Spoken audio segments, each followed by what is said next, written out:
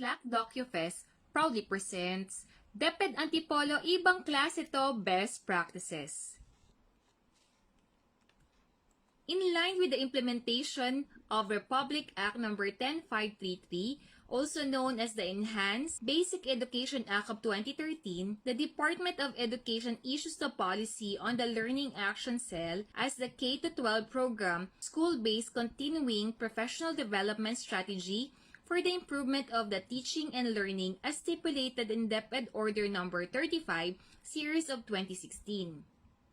DepEd Antipolo supports the program of DepEd, which equip teachers to strengthen the teaching and learning process and help them to develop more in areas for their professional development. SDO Antipolo proudly presents the best practices of LAC in the division, district, and school level. DepEd Antipolo, spearheaded by the school's Division Superintendent Dr. Christopher R. Diaz, Assistant Schools Division Superintendent Dr. Juan R. Araujo Jr., SGOD Chief Dr. Jonathan Domingo, OIC CID Chief Dr. Cristina C. Salazar, together with the Instructional Management Section and District Instruction Supervision, ensures that all programs and projects from the national and regional will be implemented at the division, district, and school-based level. Here are some of the accomplishments of the LAC session in the division level. Webinar Phase 1 on Idea BAU MELC RO4A Walkthrough. Webinar Phase 2 Learning Status, Learning Areas Accomplishment, Weekly Home Learning Plan, LDM1, and LDM2. For the district level, District LAC Session or DISLAC Session also ensures the smooth conduct of various LAC session. And here are some of their LAC session in the district level.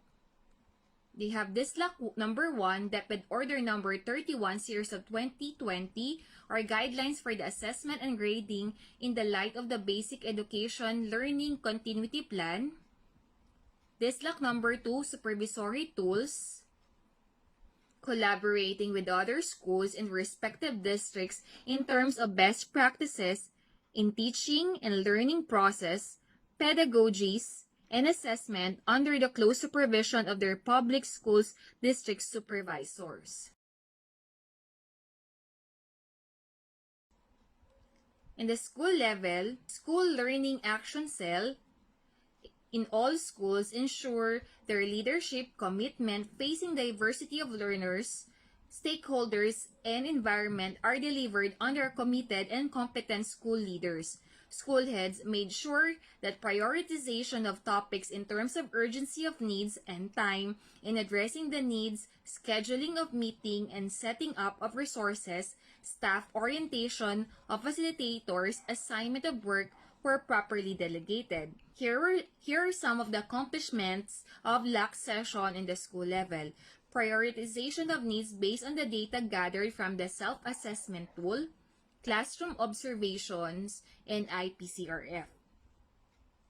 In a nutshell, School Learning Action Cell is an avenue of coping with the millennial environment. It is a center for utilizing diversity for development, an institution for improvement and growth despite of diversity.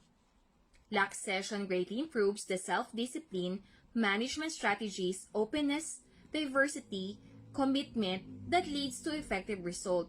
The feedback report from the LAC session given by the MNE were utilized in order to improve the curriculum and instruction and implement the appropriate strategies for individual and group performance.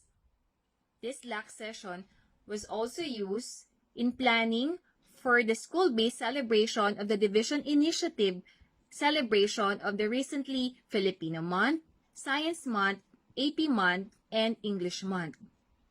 The capacity to learn is a gift. The ability to learn is a skill. The willingness to learn is a choice. By Brian Herbert. And when you know better, you do better. By Maya Angelou. Very much for listening. DepEd Antipolo, ibang klase to, creating a better version of us.